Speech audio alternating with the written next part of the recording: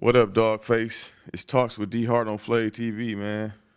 What's the word with you, brother? How you feel today? I'm good, bro. Man, we gonna start off with your origin, bro. So, people say you from Pontiac while others claim Detroit. Break down your roots, bro. Well, both are true. I was born in Pontiac. I was born and raised in Pontiac. I moved to Detroit at the age of 15 in 1986. Um, so I like to say I had the best of both worlds, the best of both cities, because I got game from both of them. My early development was Pontiac, and then I moved to Detroit. I moved to Detroit by myself. I didn't move with my parents. I didn't move with my mom and my dad. I moved from Pontiac to Detroit to sell dope, rob, steal, and act a motherfucking fool. Man, so you think like where a person born or where they got their name from? You know what I'm saying? Like we spoke earlier, Iceware was born in Minnesota and Big Meech born in Cleveland. Like, is it where you got your name or where you was born, where you from? Man, I don't even know, bro. If I had to, so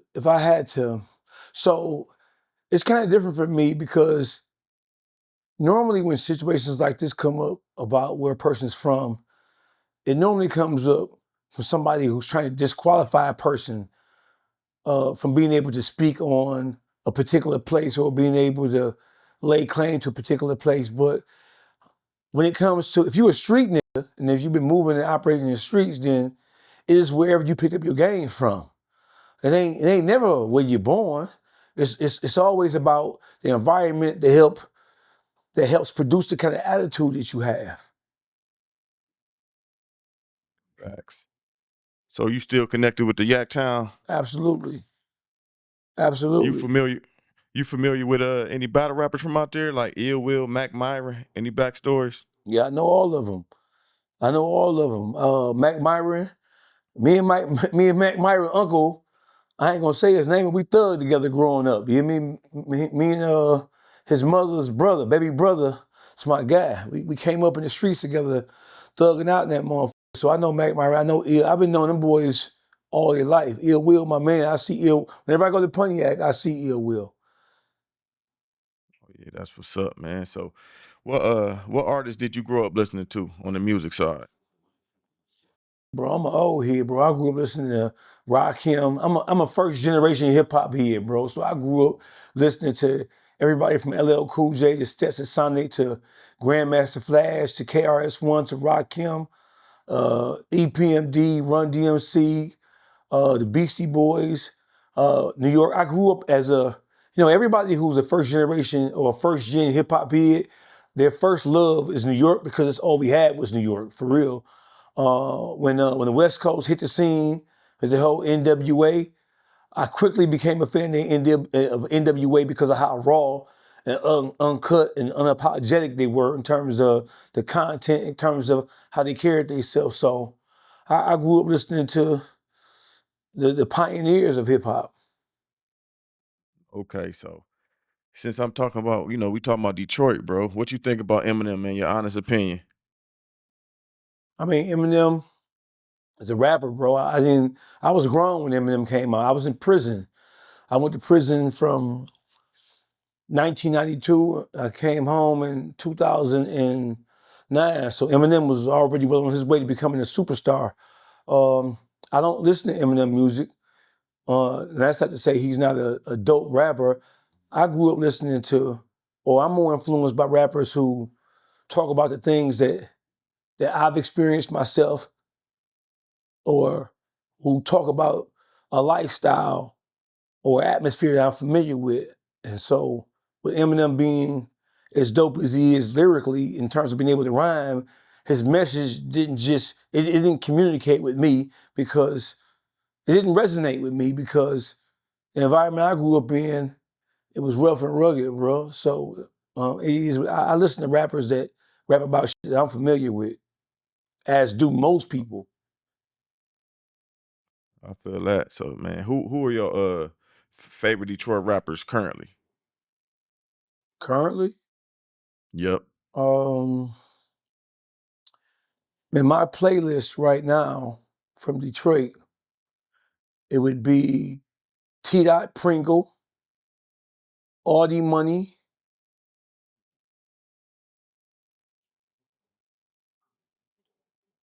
T.I. Pringle, all the money would be my number one.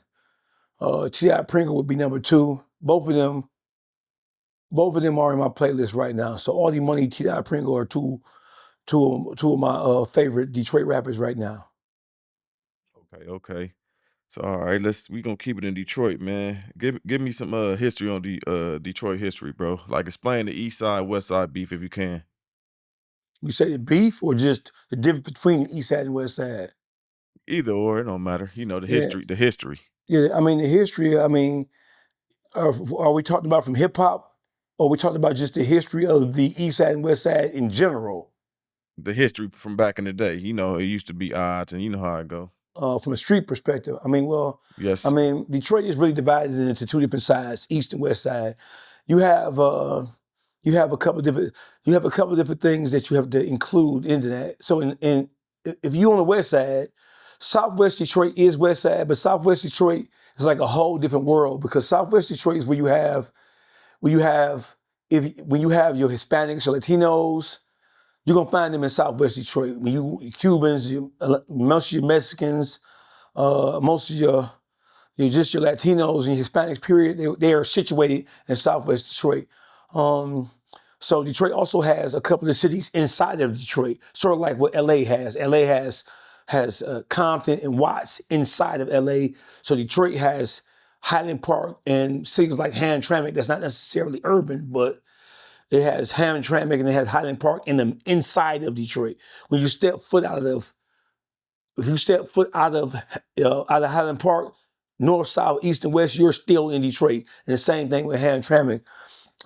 It used to be said that the Detroit was the gutter part of, that the East Side was the gutter part of Detroit.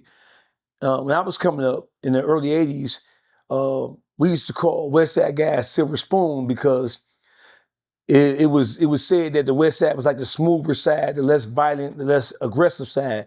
That's how it was characterized, because when black people first started migrating to Detroit in the 1920s, 30s, and 40s, they had to migrate to the East Side. You couldn't go on the West Side. The West Side was 99.9% white. So when you talk about the early black enclaves in the city of Detroit, like Paradise Valley, on the Black Bottom, those were both on the East Side of Detroit. If you was black, you couldn't go on the West Side of Detroit. All the way up until the riots, all the way up until the 1960s, you couldn't go on the West Side of Detroit unless you had a work pass. You had to be a housekeeper or a gardener or a handyman or something like that. And that was all the way up until the early 1960s. So most of the black people who migrated from the South up to Detroit, they migrated to the East Side. So the East Side is where the first vestiges of black people who migrated from the South, the East Side is where it was for black people. All the way up until, like I say, the late 1960s. After the riots in 67, the whole dynamic of Detroit changed around, and you start to see some of the neighborhoods that were traditionally or predominantly white, because you had a lot of urban flight. You had a lot of white people after those riots, and then, in the following couple of decades, white people got the out of Detroit. You know what I'm saying? And so it wasn't safe for them no more, so they started to get the on. So the neighborhoods that were predominantly white, those white people got the on and started moving to the suburbs across 8 Mile. And they started to rent their properties out, and the only people who was going to rent those properties with any goddamn was black people. So, I mean, the divide between the East and West Side in terms of how people act, there used to be a noticeable difference between East Siders and West Siders. If you've been to Detroit, or if you're from Detroit, or if you frequent Detroit in any measurable amount, then you know that people talk about how you can spot an East Sider from a West Sider. East Siders are normally more aggressive, more hyper, and more gutter, because the East Side was the gutter part. We niggas tore the East Side up first because that's where niggas were allowed to be at first. You feel what I'm saying? So a lot of the West Side neighborhoods was good until niggas moved into them and started tearing them up. But right now, you really can't tell the difference between the East Side and the West Side. They all the same. It's all the same level of wretchedness. It's all the same level of just ridiculous shit going on. I used to be able to point just based on behavior. I used to be able to pinpoint if a guy was the east side versus the west side just by listening to the kind of shit they say. But nowadays, man, that shit's all mixed together. You can't tell who was who and what's what nowadays. So it's not a north or south side of Detroit? No, it's east and west side only. You have the northeast and northwest, but no, it's east side, west side, period. We don't have a south side.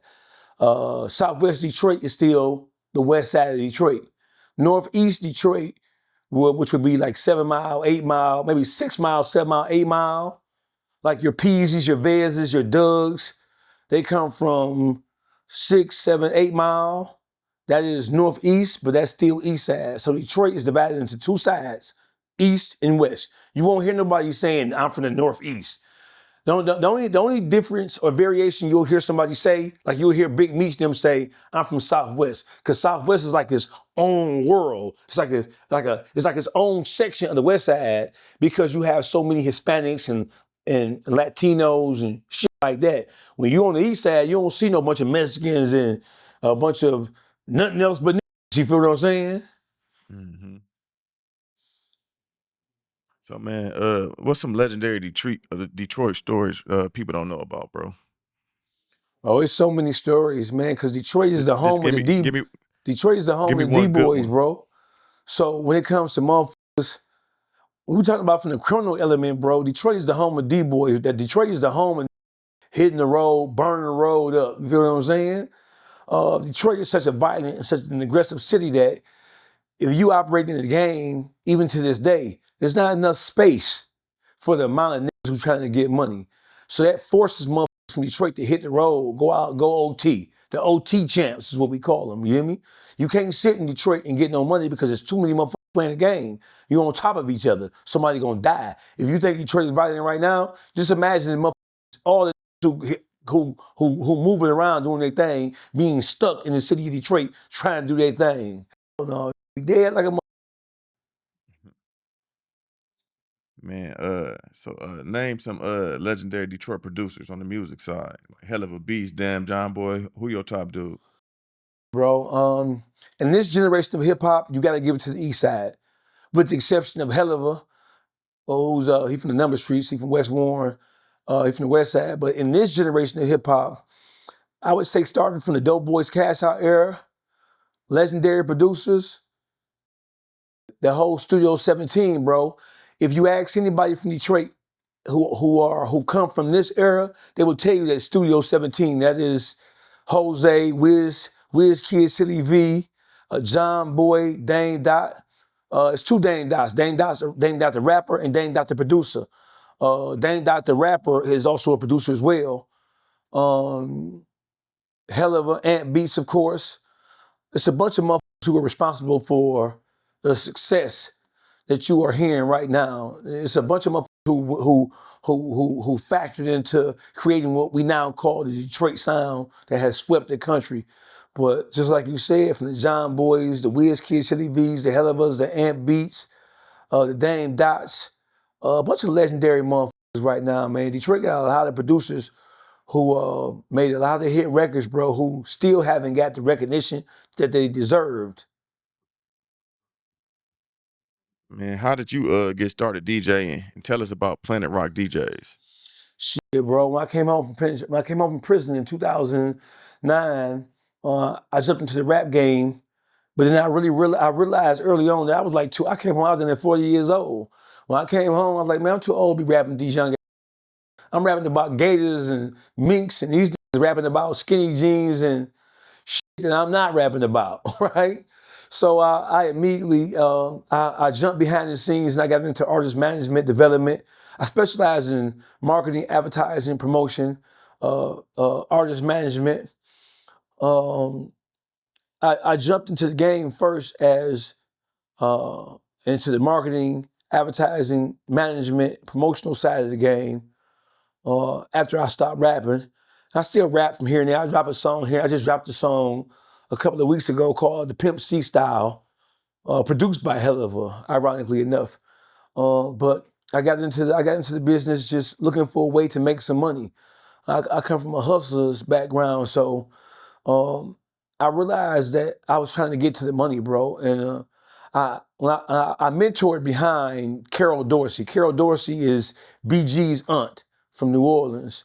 BG's mom, Miss Cent, her sister name is Carol. Carol moved to Detroit 25, 30 years ago. So when BG got pushed out of Cash Money, and he came to Detroit, Chopper City Records, a lot of people don't even know this. Chopper City Records was formed in Detroit, not New Orleans, not Louisiana. Most niggas don't know that.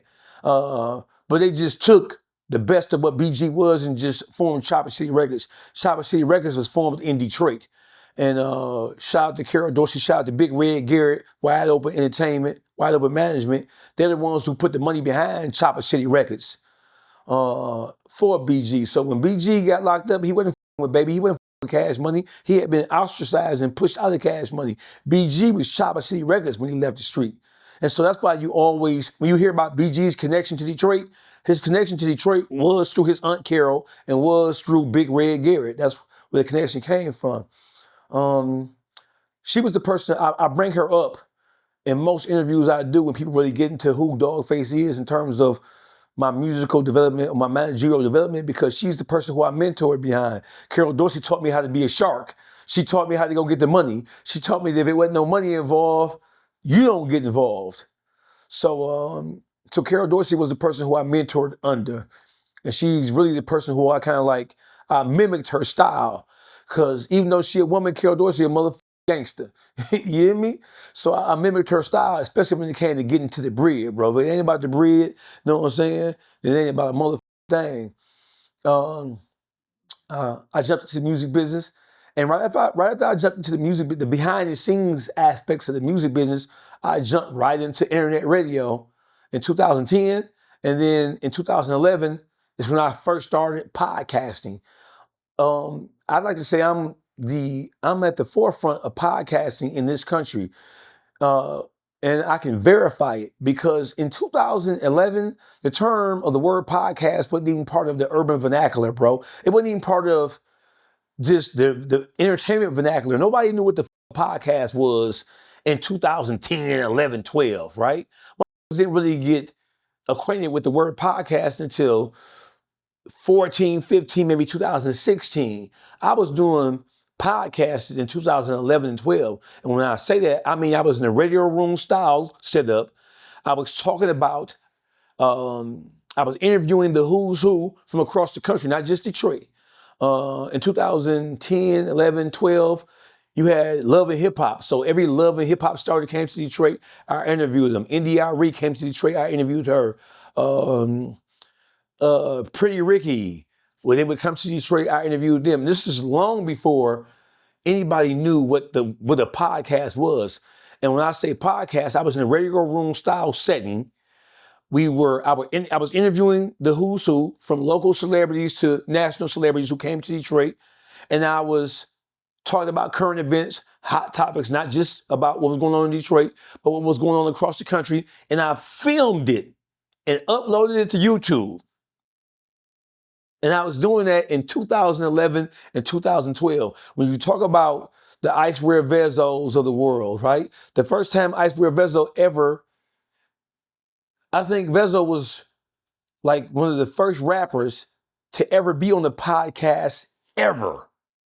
When I say ever, I don't just mean in Detroit, I mean ever. Because there was no Joe Buttons, there was no Revolt, there was none of that prior to me launching podcasting. And I didn't know it at the time, of course, but when you look back at it, you look at my old podcast, it is what it is. And I refer to it as a podcast as well. It was called Unleashed, and then I rebranded it and relaunched Unleashed Reloaded. Man.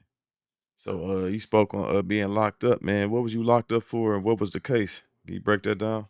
All right. I started getting locked up at 12. Which one? Take your pick. I'm a robber. The last joint, man.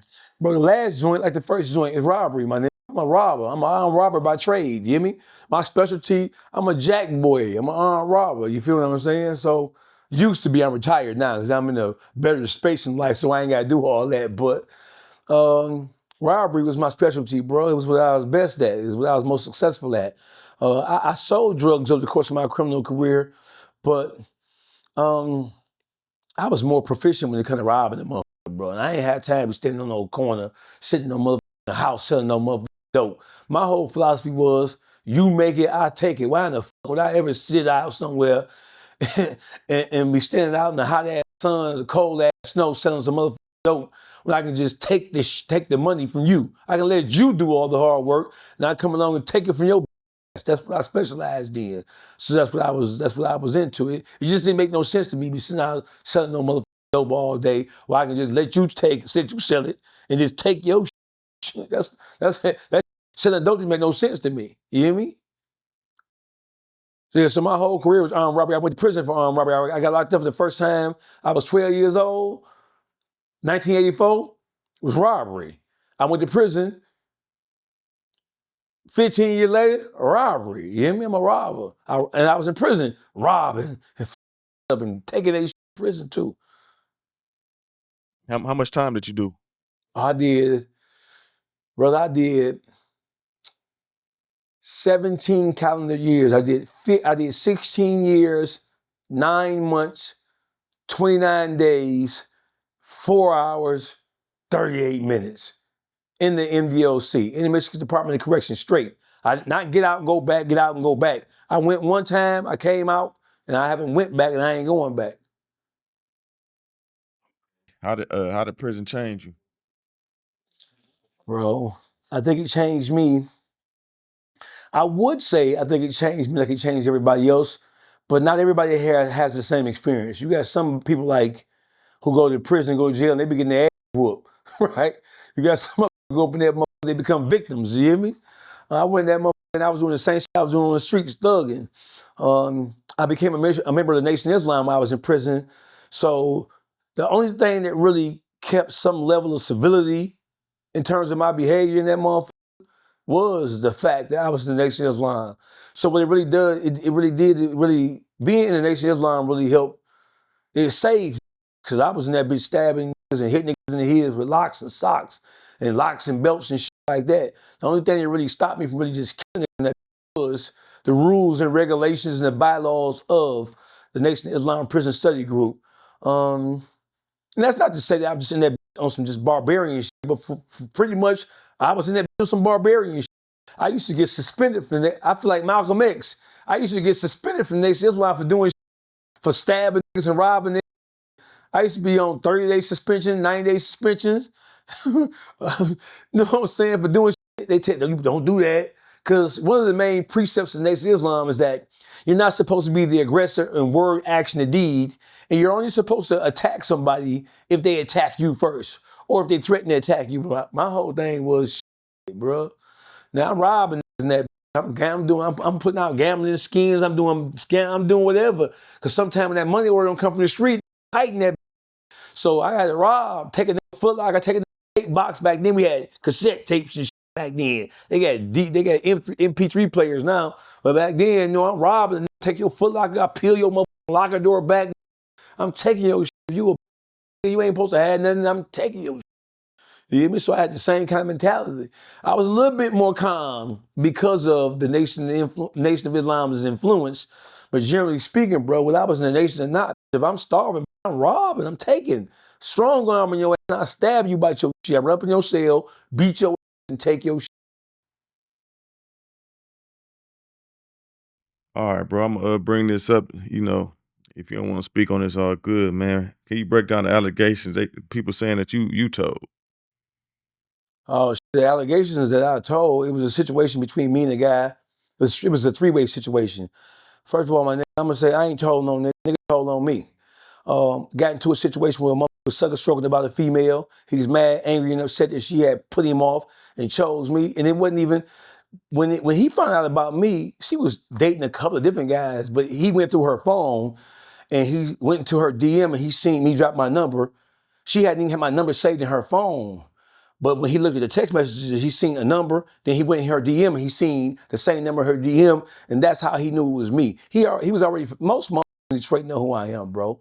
Because DawgFace is not just some innocuous, inconspicuous motherfucker. Everybody in the city know who I am. know what I'm saying? If you don't believe me, all you can do is listen to all these right now. You hear me? I ain't telling them motherfucker told on me. A motherfucker broke in their crib. He didn't know who was in that motherfucker. He just knew somebody was in there. And he tried to kill her.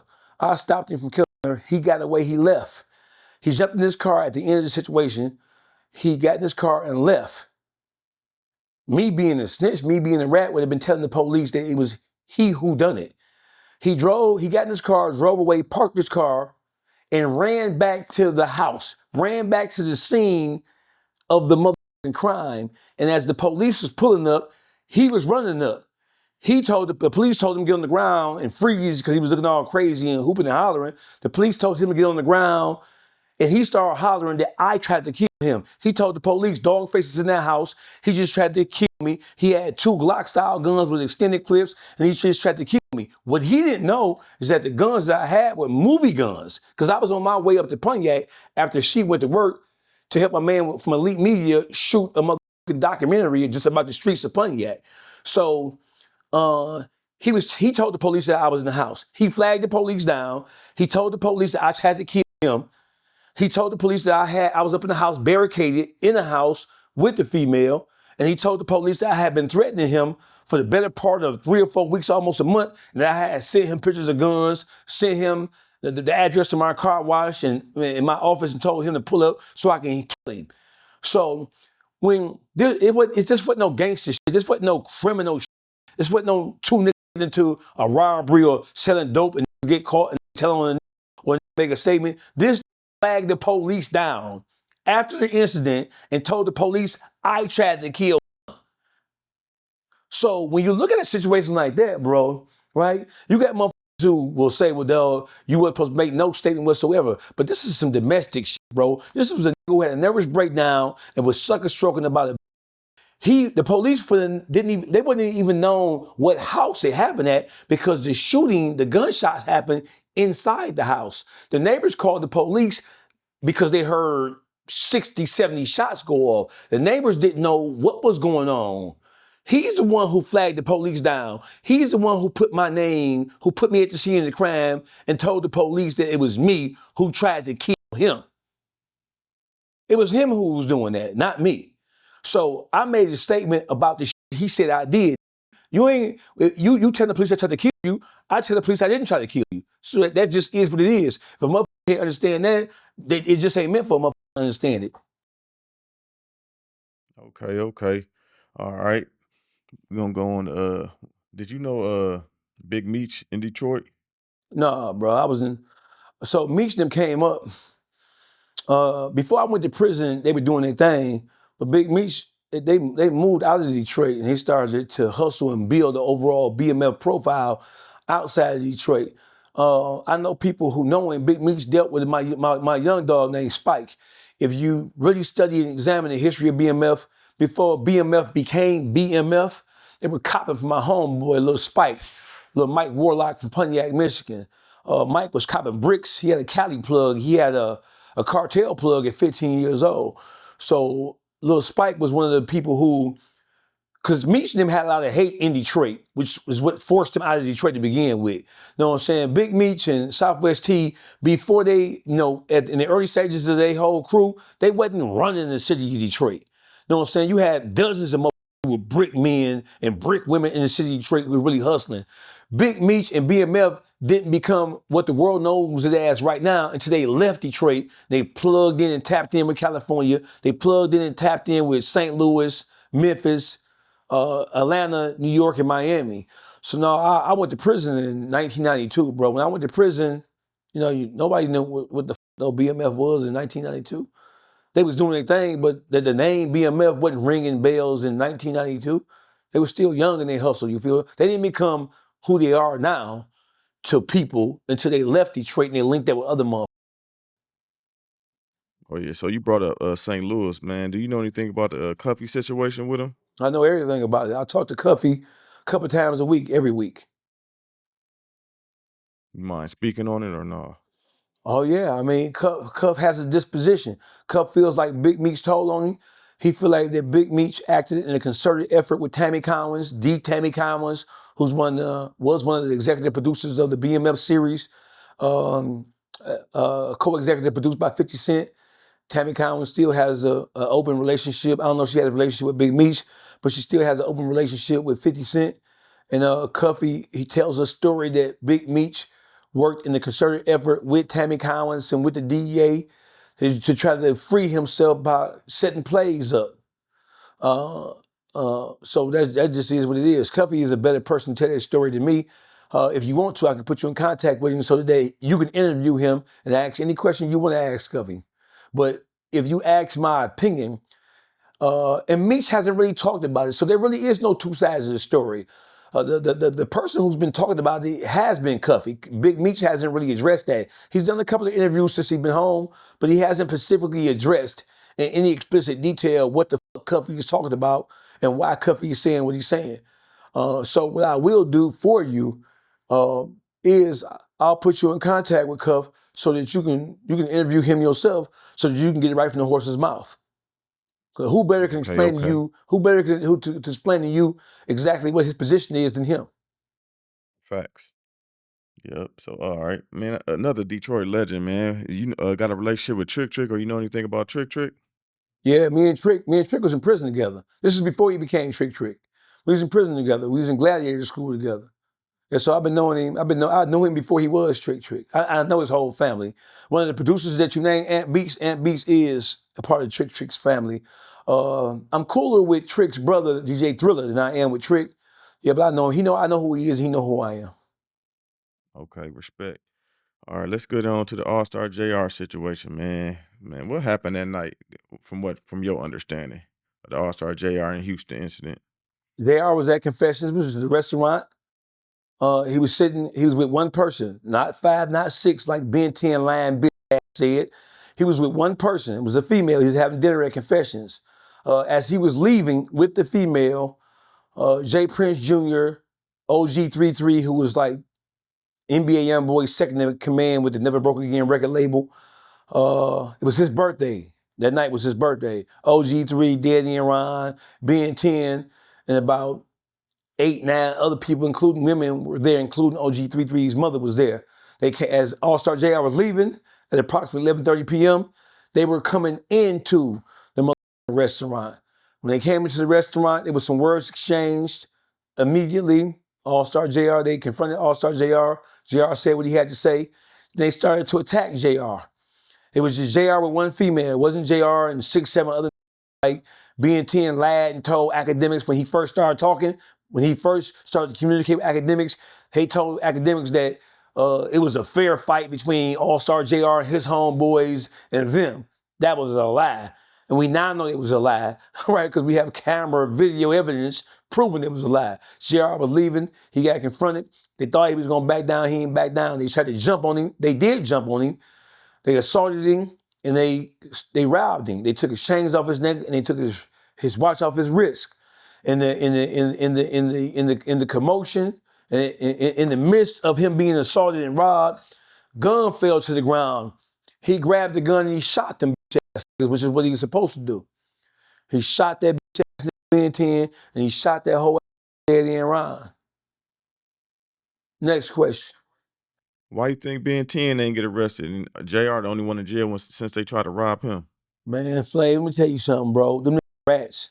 Them cooperating. So what happened is that, so listen. So let me just break down all the elements of the case. So in Texas, there's a stand your ground law, right? In many other states across the U.S., you have what we call a stand your ground law. Stand your ground law means that you have the right to defend yourself in the event that you're being attacked. You don't have to retreat from anything. If somebody confronts you, approaches you, and if you are afraid of your life, if you feel like your life is in imminent danger, if you feel like there's a threat to your life and your safety and your well-being, you have the right to protect yourself. In the situation with AllStar JR, with him being a convicted felon, he wasn't supposed to be, under normal circumstances, in possession of a firearm.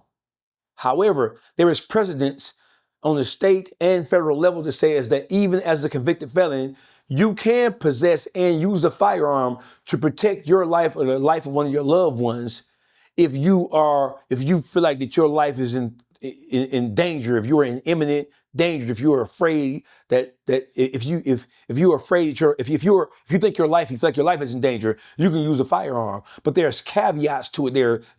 There's different caveats to it. One of the caveats is that you can possess and use a firearm only as long as the threat is clear and present, right?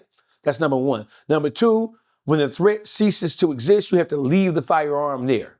Number three, you have to stay to be interviewed about law enforcement and tell them what transpired, how it transpired, and who was all involved with the situation that led to you having to shoot these, right? AllStar JR shot the. He left the gun. He left the scene. Of the incident. AllStar JR. He left. He shot. So now there's a bunch of Monday morning quarterbacks saying that, oh, he came back and stood over Ben 10, shot him again while he was on the ground, spit on him and slapped him with the gun, right? He was supposed to spit on that bitch ass nigga. He was supposed to slap that bitch ass nigga to the ground or slap him upside his bitch ass head for playing games for a couple of reasons. One, bitch, I don't know you. You don't know me. You're responding and reacting off me based on my issues and my situation with Jay Prince Jr. because it's already come out that them NBA niggas, they didn't know AllStar JR. They never met AllStar JR. They didn't have a problem with AllStar JR. It wasn't no internet beef or no other kind of beef with JR. They ain't know him. So they had to have been acting on the behalf or on the behest of Jay Prince Jr. That's number one. Number two, he's supposed to slap them bitch ass niggas with that gun after he ran out of the bush. He supposed to spit on that bitch. Now don't forget, when he was talking to academics or when academics were speaking for them, they told academics that never happened. He ain't stand over me. He ain't spit on me. He ain't slapped me with no gun. But now that bitch told the police all that shit is what happened, and now we have the video footage proving that what happened. Them NBA niggas, some rat ass, and the reason why AllStar JR is locked up is because he refused to cooperate. In his mind, the video evidence speaks for itself. I don't gotta make no mother statement about who did what, when, where, how, and why. You can see it on video. And so they took him into custody because so he made records about it. You know what I'm saying? He made internet and YouTube and social media posts about what happened. He made a song where in his song he kind of like articulates what happened that night. And so if people ask me, did doing that, did that harm him? Did that really inspire or cause the feds to kind of like step into it? No, it was really a state case. The feds stepped into it because the gun that was used to shoot them big ass, demon ass niggas down to the ground, that gun came from and was registered out of Georgia. And so they charged him with being a felon in possession of a firearm. And also there's a subcategory of interstate trafficking of a firearm because the firearm was registered in Georgia, but the situation happened in Texas. So that's why it became, that's how it got federalized, because they added that charge in with it. You feel what I'm saying? Outside of that, it's a state case with the state of Texas. Man. All right, we gonna get on to man, what happened with you and Peezy, man? What was that fallout about, bro? What happened with me and Peezy was this ass street Lord Juan made a song. He took a recording of Peezy talking about podcasters. And when it comes to podcasting in the city of Detroit, and when you factor in me cussing out and checking that big ass street Lord Juan, when the audio, if you heard the song, you know that the song was really a diss to me. So he took Peezy's voice from a recording that he got from somewhere. I don't know how he got it or where he got it. I don't know when. But he took a recording of Peezy's voice and he put it on the hook of the song. The song was aimed at me, so it made it look like that Peezy was talking about me. When that happened, first of all, I knew the song. I knew that Peezy and Juan had a song coming out because I put a bit on Peezy. I put a bit on Juan. So he was telling me everything he was doing, who he was talking to, where he was going, what he was buying, where he lived at, the whole 9 yards. Jimmy, that's kind of think with his he don't think with his mind. So I put a couple of hoes on him. So the bitches that he was with, 2 of the 3 females he was with, he didn't even know them hoes came from me. He didn't have a clue that they had came from me. So I put the females on him. You hear me? Mm-hmm. So I heard the song was coming out featuring Peezy, but I didn't know. I didn't know what it was. I didn't know what it was, and I didn't know what it was about, and I really didn't give a f. You know what I'm saying? I knew Peezy had a relationship with Juan. I don't f with Juan or nobody in Juan's circle. I didn't give a f about it because it wasn't none of my business. But what happened specifically is when that song came out, I hollered at Peezy. I'm like, damn, man, what was up with this? Because the recording, he was talking about podcasters. And he was praising Juan, but at the same time, he was talking about podcasters. So I was like, I was mad about the shit, because I'm like, man, how y'all? So me and Peezy and I we're not friends, but we had more than a decent working relationship. I booked him for a couple of shows, a couple of concerts in Tampa Bay, and we had an ongoing understanding between me, Peezy, and Helluva, the producer, right? Is that we were going to book Peezy for shows all across the country. So we had a better than decent working relationship. So when the song dropped, I really didn't understand it. You know what I'm saying? Like, dog, what the fuck is going on here? So I hollered at him. I didn't go to social media to complain about it. I contacted him like, dog, what's up with this? He's the one who took it to social media. I didn't do anything wrong to Peezy whatsoever. Nothing. When you listen to what he said in the video where he said, DawgFace, you can't get mad, I'm talking to Juan. I was never mad because he was talking to Juan. I never told him not to talk to Juan. We never talked. Outside of me telling him that Juan had said something about him and him checking Juan and then sending me the evidence that he had checked Juan, outside of that shit was like 2 years ago. I've been around Peezy a million times since then. We never had one conversation about Juan or that situation after that. So when he came on Instagram and made that video, he was really being disingenuous and purposely misleading when he said, DawgFace, you can't get mad because I'm talking to Juan. I didn't give a f about talking to Juan. None of that. So when it comes to my relationship with Peezy, bro, I didn't do anything wrong to him. I didn't violate him in any way. I was upset because the song dropped and the audio mixed with what the was saying, it made it seem like that he was trying to aid and assist this by creating a diss song against me. So that's what it was.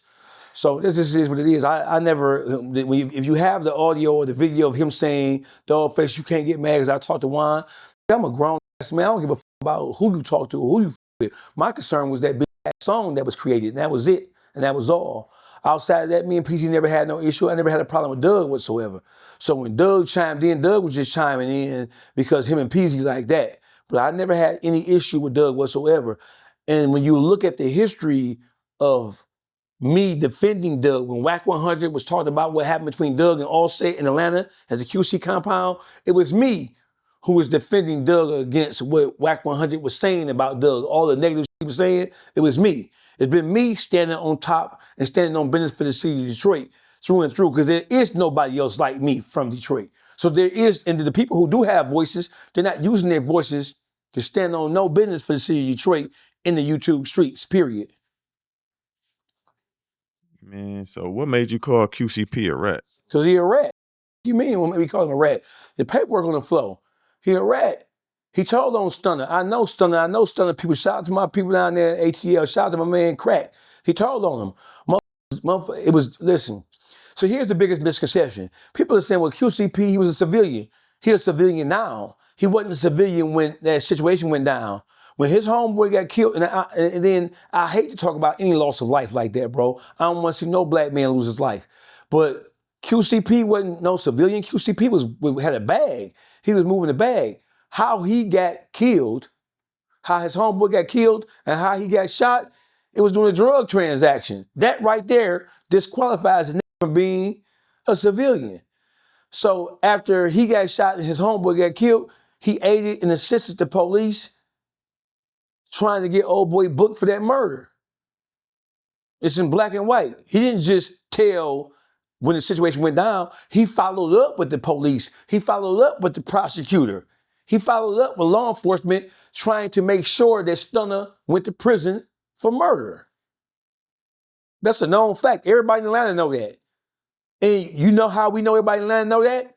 The leaked jail phone calls between Lil Baby and 21 Savage and what's his name? Young Thug. Young Thug and 21 Savage was talking about how they told Wham, aka Lil Baby, not to sign with QCP because he was a rat, because he was bold business. And then 21 Savage, he acknowledged it in that infamous tweet that he put out when he was talking to Young Thug, when he told Thug, basically, I'm paraphrasing, I'm not quoting directly, he said, relax, Thug. We been knew these niggas was a rat. We been know Gunna was a rat when he ratted the first time. I'm not saying Gunna's a rat, but this is what 21 Savage said. We been knew Gunna was a rat when he ratted the first time.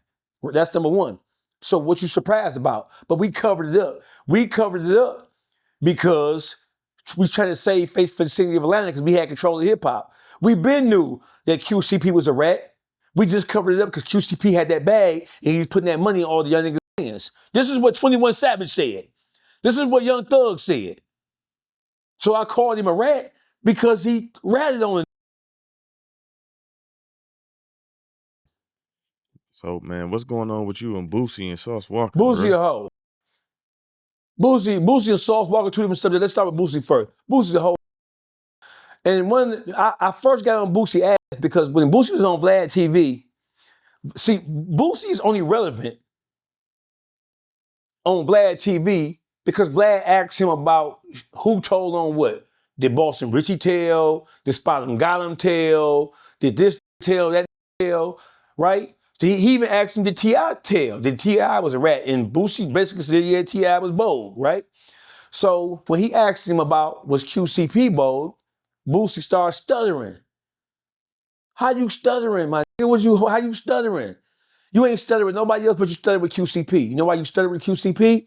Because at that particular point in time, quality control was on top of the world. With the City Girls, Baby, what's his name, Lil Yachty, they was on fire. You feel what I'm saying? And Boosie lives in Georgia now, and Boosie knew he had to operate around the Atlanta area now. He lived in, the state of Georgia, and he had to operate around the Atlanta area, so he ain't want no trouble like that. No, it wasn't fashionable to call one of them niggas a rat. Nowadays, everybody calling everybody a rat in Atlanta nowadays. Everybody a rat. The YSL trial bust everything over. Everybody a rat now. But back then, when Boosie was on Vlad and Vlad asked him about QCP, that shit wasn't in style yet. That shit wasn't in style. Watch their tongue when they say shit about Rollo, even to this day. They ain't gonna call Rollo a rat to his face to this day. And they gonna get spanked. You know what I'm saying? So it just is what it is, man. Boosie, ass nigga, picking and choosing. He's a big ass nigga, he do hoe. I like Boosie better when he was just rapping. Right? It's an old saying is that motherfuckers don't know you a fool till you open your mouth and start talking. That is Boosie. That is Boosie right now. Motherfuckers didn't know how much of a fool he was until he started opening his mouth, talking, running his motherfucking mouth. That's Boosie. Let's switch to Sauce Walker. Sauce Walker, he dipped in the sauce. Bars, that's bars right there. Right? He dipped in the sauce. You ain't supposed to be putting no babies in your hoes, bro. That ain't P. That's not P at all, period. You ain't supposed to be taking hoes that your ladies, your bag, that's your bag. Like your whore is the same thing as Scarface twerking his nose with cocaine. It's the same thing. You ain't supposed to be getting high on your own supply.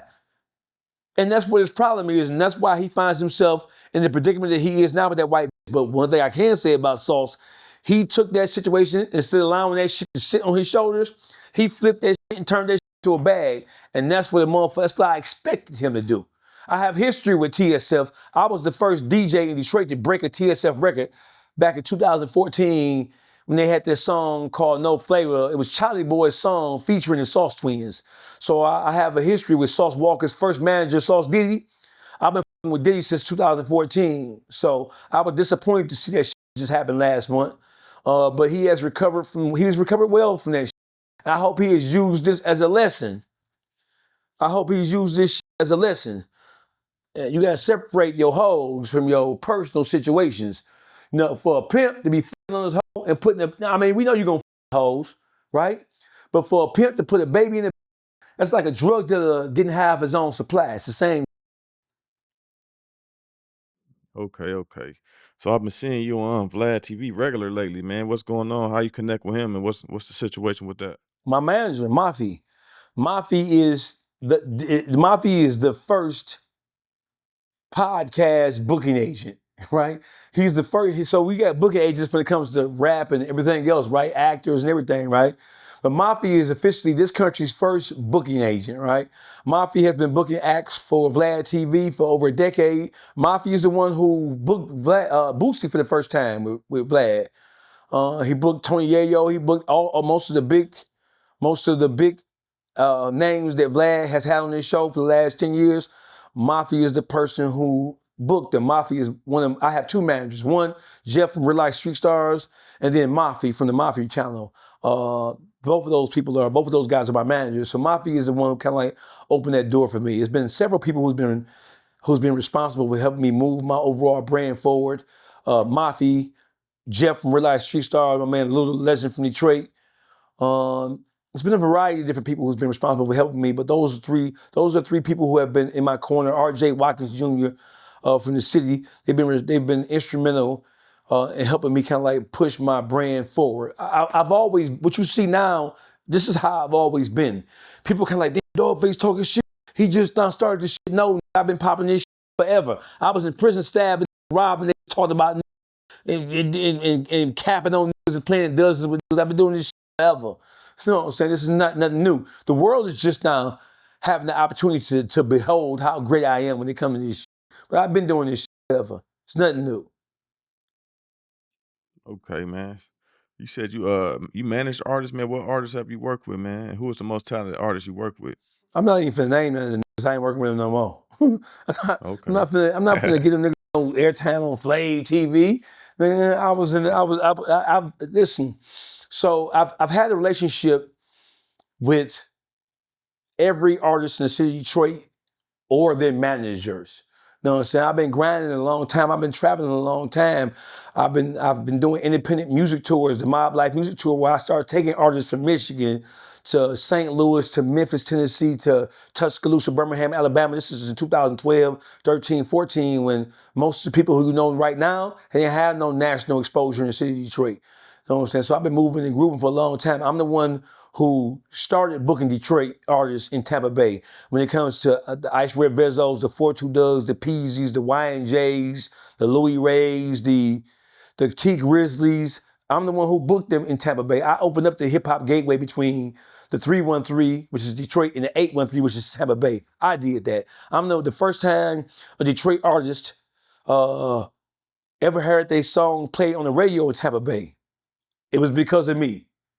I went to the radio stations in Tampa Bay. I met with the DJs, DJ Shizm, iHeart Radio Tampa Bay. I'm the one who introduced Ice Red Vezos, Solid Babies, T Grizzly, Ice GT, you name it. You know what I'm saying? I'm the one who introduced Babyface Ray's music before they had national hits. I'm the one who introduced their music to Central Florida, Tampa Bay, St. Pete, Orlando. It was me tapping in with the radio stations down there doing that. That was me who did that. So I wasn't bragging about it. So a lot of from the city of Detroit, when they ask, well, who is DawgFace? Where DawgFace come from? I've been grinding. The proof is in the pudding. I've been had the relationships. The proof is in the pudding. I just wasn't bragging about it because in my mind, when I work, Flav, I work. I don't waste no time trying to brag. I'm only talking about my accomplishments now because I'm trying to call into question who am I and what I've done. You can't call in question who am I and what I've done because once you start doing your fact check, it's gonna be a bunch of, oh, I ain't know that. Like in the city of Detroit, I'm the first podcaster to ever be interviewed on iHeart Radio Detroit, FM98 WJLB. Shout out to Sharon, program director of iHeart Radio Detroit. Shout out to Big Dog Blash, Sale, Chris Carson. I'm the first podcaster to ever be introduced to ever be interviewed on iHeart Radio Detroit. Give me 1 second. You was talking about iHeartRadio. Oh yeah, so yeah, I'm the first podcaster to ever be interviewed on iHeart Radio Detroit. I'm the first to listen. When it comes to trailblazing and laying down the foundation for Detroit, right, I'm at the forefront of helping spread Detroit sound. This generation, not them old, This generation, from Doughboys Cash Out on up, I've been instrumental in getting Detroit artists' music played across the country, particularly across the South, Alabama to Florida to Memphis to St. Louis. I've been instrumental in that. I wasn't bragging about it, so didn't know it was me who was doing it. Okay, man. You speaking on your accomplishments, man. Can you talk about your public speaking? You know, you being an author. You know what I'm saying? Activism work. You want to speak on all that for me? Oh yeah, I mean, so listen, I've been getting in trouble my entire life, Flav. So one of the things that I thought would have been so I'm the kind of person I love giving back. I'm a Cancer, so I'm a giving person. My astrological sign is a Cancer. So I'm always giving and trying to help people out, even people who I probably shouldn't be f***ing with whatsoever. So I thought that basically, when you look at all this shit I got in, all the trouble I got into and how I dug a hole for myself in my childhood and in my early adulthood, I wish I would have had somebody who would have pulled me to the side and kind of like gave me some game. You feel what I'm saying? So I try to do everything in my power. In the city of Detroit, in the metropolitan Detroit area, I've addressed the entire student bodies of over 65 high schools over the course of the last 9-10 years, where I specifically talk about how as a youth, and how as a young teen, how as a young adult, I dug holes for myself that even at 50 plus years old right now, I'm still recovering for all the dumb I did when I was 14, 15, 16 years old. And a lot of times, young black boys and increasingly young black girls, they don't see it when they're living in it. When they're living in the moment, they don't see that the things they're doing at that particular point in time is going to haunt them for the rest of their lives. So I go into the high schools and I talk to the kids and I use myself as an example. A lot of times when the high schools go get people to speak to the kids, a lot of times those people who are talking to the kids, they don't come from the same set of circumstances, from the same environment that a person like me comes from. So the kids don't really vibe with them. You know what I'm saying? It's hard for a lawyer to go talk to a kid who grew up with a crackhead mama, who living in the ghetto, eating syrup sandwiches and shit like that. They don't see that shit. There's no connectivity to that. But me, I come from all that. I come from having a drug addicted mother. I come from didn't have a father who raised me. I come from having to get it out the mud, having to rob, steal, and kill to eat. When I went to robbing, I wasn't robbing because it was slick. I went to robbing because I was hungry. So it's different. So I'm able to take my life experience and articulate it in a way that resonates well with young black boys and girls. You feel what I'm saying? So it's my responsibility and duty, bro. Do I call myself a role model? Yeah, I think that any black man who's in a position or at the forefront of any form of entertainment and media, whether you want to acknowledge it or not, you are a role model because people have put you on a pedestal or you are visible enough to people for people to look up to you. And I think that start in football, it's athletes and all entertainers across the board, from actors to whatever, they underestimate the impact of them delivering a cohesive message to young people. They underestimate how powerful, right? You don't have to talk to a person directly in order to be able to affect somebody. So I think black people as a whole, we try to do away with our responsibility to each other. No, nigga. If you are an entertainer, if you're an athlete, if you're in the limelight, if you're at the forefront of media, no matter what you do, you have a responsibility and obligation to try to use whatever power or influence you have to do right. You know what I'm saying? It's enough of that. I mean, listen, anytime you see somebody ain't a role model, you's a bitch. You a bitch and you letting us know that you would turn against us for 15 seconds of fame. Bro, if you're an athlete, if you are in an entertainment game, if you are in the spotlight in any shape, form, or fashion, you're a role model, whether you want to admit it or acknowledge it or not. Because there's a lot of young black boys who need you, no matter how successful you are, they need examples of successful black men and women. We got enough examples of dumb, goofy ass, stupid, retarded, window licking, slow bus riding, short bus riding, helmet wearing. All you gotta do is look at the state of hip hop right now. All you see is a bunch of goofy, dumb, ridiculous, retarded, stupid ass. That's all you see. So that's why I do what I do. I come off as a bit brash and a buff. I'm a rough around the edges, but you know what I'm saying? When it comes to if you talk to people who are, listen, nigga get up on there and comment, oh, he ain't from Detroit. I don't give a fuck about being from no motherfucking Detroit. Look at my hand.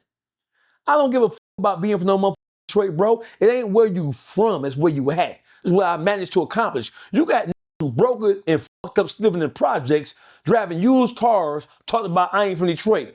Well, what the? I think I got more power than you. I wasn't born in Detroit, but I got more power than you. I have more influence than you. I have more say-so. I have more connectivity. My Rolodex is more extensive than yours. I'm on FlaveTV. I'm the first from Detroit to ever crack FlaveTV.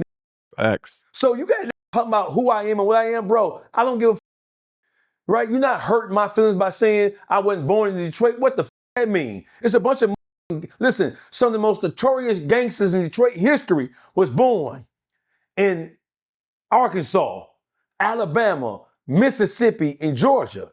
Do your fact checking, bro. Some of the biggest gangsters in the history of Detroit were not born in Detroit. They moved to Detroit in their 20s. You don't believe me? I'm gonna give you one example.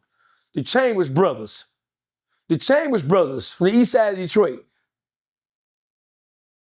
BJ Chambers, Larry Chambers, Marlo Chambers, they from Arkansas.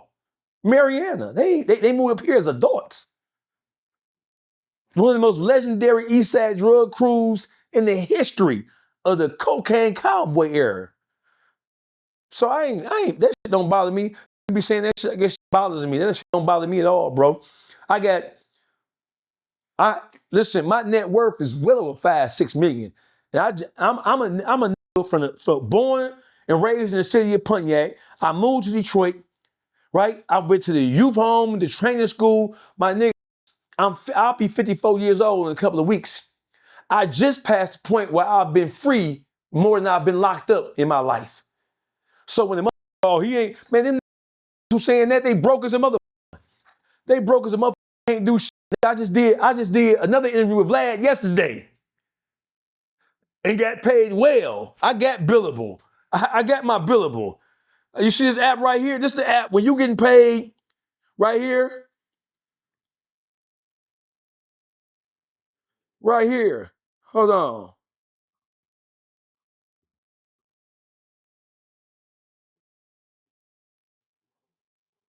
Hold on. I'm gonna get you together right here. That's my billable right there. When you got billable, you know that's how you get paid when you're on this level of the game. When you're in the content creator space or when you're even in the artist space. It ain't giving you no brown paper bag money. You going through billable. They send that ACH, wire transfer, period. So when the motherfucker say, oh, he ain't from Detroit, bro, listen, watch this, Flav. When Whack 100 was saying 4-2 Dugg was a hoe because he got slapped by Offset in Q6 Studio and he didn't do shit, he didn't sock him back, he didn't fight back, he was trying to make it seem like Dugg was a hoe. When I defended Dugg on all those platforms, that was me defending Detroit.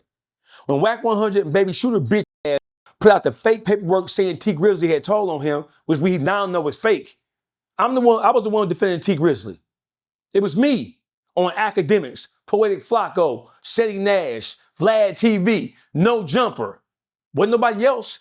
Flav, name another podcaster or a YouTuber from the city of Detroit who has defended Detroit better than me. Not better than me. Name somebody who defended at all. Ain't saying shit. AllStar JR. Oh, you had it. Oh, he ain't from Detroit. He can't speak for Detroit. But you saw me defending AllStar JR against Mob Taz and against NBA. You don't see nobody else in Detroit doing that. Why? Because it take Hart to do this. So why is this Pontiac? Y'all screaming Pontiac like a nigga from Pontiac gonna blow your brains out. That's like saying a nigga from Compton can't speak on LA business. Or a nigga from Watts can't speak on LA business. What are you talking about? Get busy everywhere. That's like saying the only real nigga in the state of California is niggas from LA. So niggas from Oakland and Sacramento in the Bay Area, they some hoes. The only real niggas in California are from LA. The only real niggas in New York are from the Bronx. So niggas from Harlem some hoes. Niggas from Brooklyn some hoes. Niggas from Queens, they some hoes. The only real niggas from the what? Oh, here go a better example. The only real niggas in Florida are from Jacksonville. St. Pete, hoes. Tampa, hoes. In Miami, hoes. Is that how that go? That ain't how that go, bro. So the niggas who be saying that is just be hating, and they looking for it. They can't say I'm broke. So it's kind of, I'm like Superman. I'm like the 5 deadly villain, the karate nigga. The one nigga when they put the thing and they close the needles on. They looking for a weakness in my armor. They can't say I'm broke. They can't say I'm broke because I've been styling on these niggas a long time, right? When I was going back and forth with Peezy and Dugg, you never heard Peezy and Dugg say I was broke. No, I'm gonna tell you something how Detroit go, bro. When a nigga who got some power or fame in Detroit get into it with a nigga, the first thing they say is you broke, you jealous, you mad, you ain't got shit, you ain't got this, you ain't got that, right? That's the first thing they say. First thing they say. And it ain't just Detroit. The first thing anybody say, if you a rapper or whatever, you got some money, you broke, you up, right? First thing they say. You never heard a nigga say I'm broke. I'm finna take this off. I'm finna hand this to your cameraman. Hold on. This is supposed to be a quarter pound.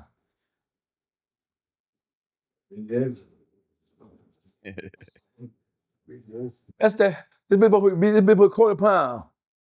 That's that deep sea dweller. This ain't no mo. Here you go. You want to check? You want to check to see that in? This Rolex test. This for you don't know.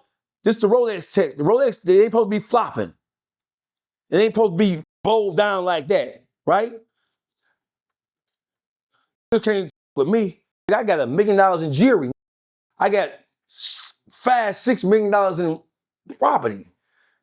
I have an investment portfolio. So when talking about, oh, he ain't from Detroit, he from Pontiac, what the fuck that supposed to mean? Help me understand. Being from Detroit don't mean you a real. It's plenty of in Detroit. What the fuck is you talking about? That's like saying being from LA mean you a real because you from LA. Nah, that ain't how that go. You ain't real just because you from a city. You real because you real, no matter where you from. That's facts, bro. So, man, speak on some of the businesses you own, bro. I can't speak of my businesses. One of them they know. You know what I'm saying? I have a financial services business. I have a property management business. So those are the 2 businesses I own. I have a financial services business and I have a property management business. I have a dumpster business as well. So I do a bunch of different shit. I have Airbnbs all across the country. I have an investment portfolio, stocks, bonds, gold, bullion. I have a bunch of different shit going on, bro. My job is to try to accumulate, because I spent majority of my life in prison, bro. I don't have no retirement. I don't have no 401k coming. So I got to do everything in my power to make sure that when I don't plan on talking to, when I get to be 60, I don't even want to talk to niggas. I plan on being on the beach drinking some Kool-Aid at 60. You know what I'm saying? And I'm well on my way to doing exactly what I'm saying I'm doing. I'll be Jay-Z concert in Paris, and it's gonna be in September. I'll be in Paris. So I want you to tell them to say he ain't from Detroit, he from Pontiac. Get your passport and meet me in Paris. Hey, man. Hey. So, when did buffs become popular in Detroit, bro? Since you a fashion dude, tell me about the fashion and the history with you in Detroit and fashion and all that with your jewelry and everything. Buff's been popular in Detroit. Detroit popularized buffs. So listen, let's get this straight. So there's a debate between who started wearing buffs first, Detroit or New Orleans. I think Master P was in that equation. Let me tell you something, right? To this very day, Detroit turned buffs into jewelry. In Detroit, you don't even need no chain, no Rolex, none of that shit, right? A pair of Cartier glasses, whether they're woods or wires or horns, that's a piece of jewelry in the city of Detroit.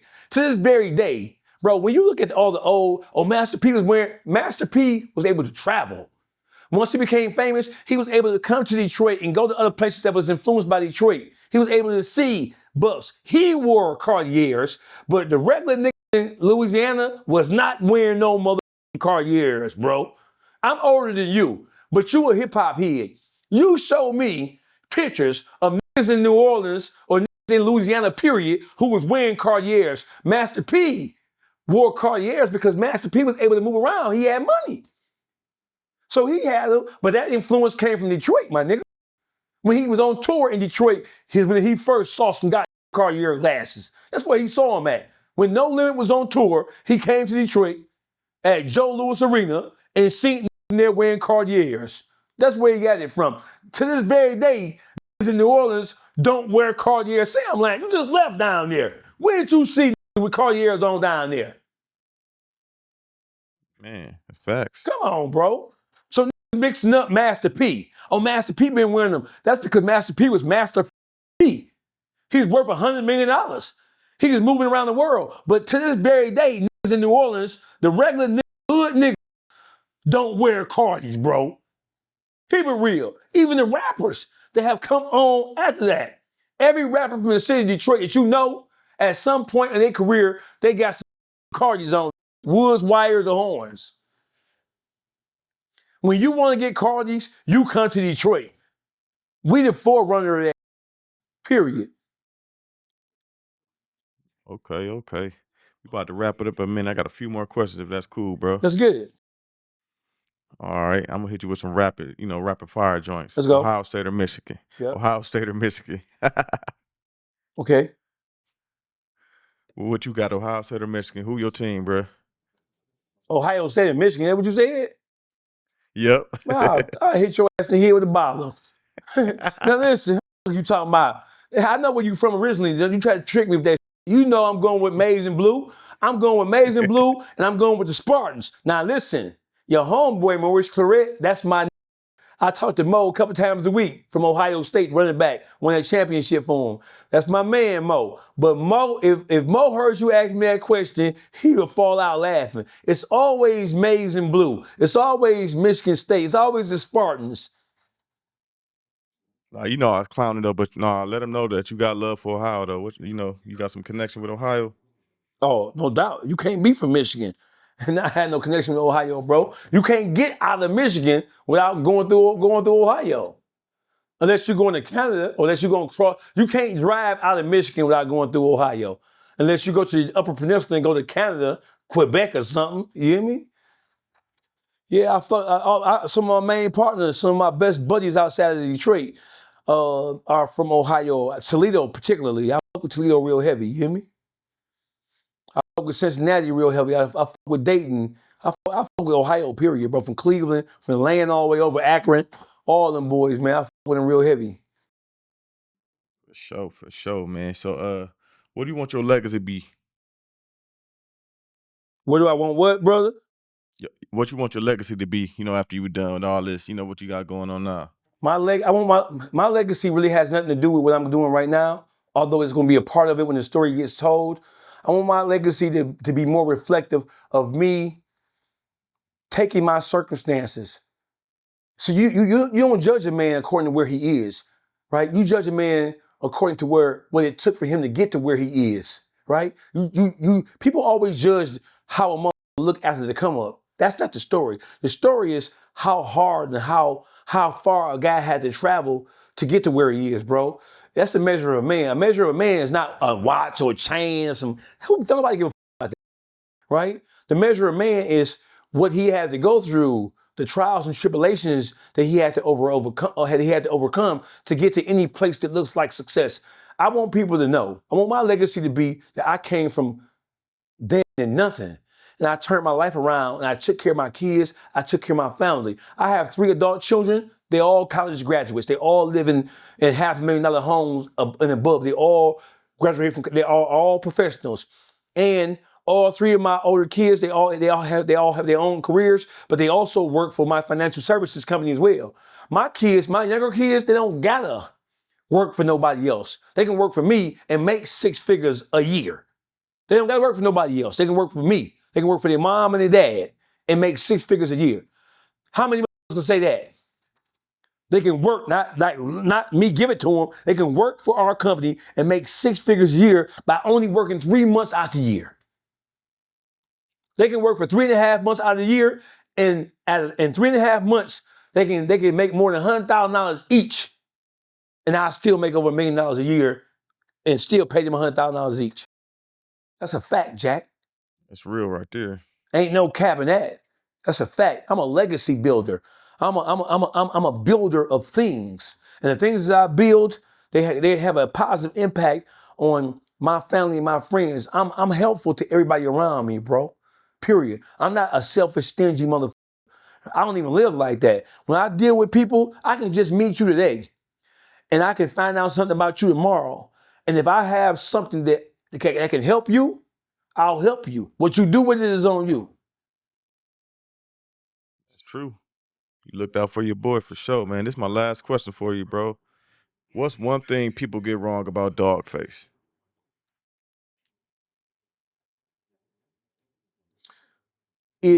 So I'll answer that question this way. I don't want to be liked by these niggas because the majority of these niggas out here who think are stars and celebrities, majority of them niggas is some big ass niggas. Being liked by a motherfucker is not my care or concern, right? So when people say, well, people don't like him, people in Detroit don't, I don't give a fuck about you niggas not liking me. The biggest misconception is that the motherfucker think I give a fuck about how you feel about me. As long as I can go outside and get into an $80,000, $90,000, $100,000 car, as long as I can go home to my $1.23 million house, as long as my kids are okay, my kids go to private school, little baby, my kids, look, let me tell you, here goes a story. I'm gonna give you something. Never said it before. Little baby son, I ain't even gonna say his name. My daughter protected little baby son when some white boys in the school they go to tried to attack him. And I'm gonna end it with that.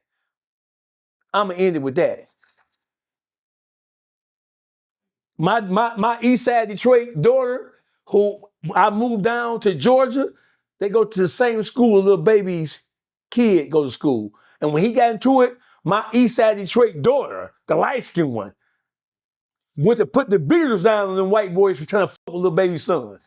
I ain't never even mentioned that before. I just gave you that. Man, appreciate that, bro. Man, appreciate you getting on FlaveTV, man. It's real. Oh, it's my pleasure, man. FlaveTV, y'all know what it is. It's Doggy Dog. Tap in with FlaveTV, the fastest growing brand on YouTube.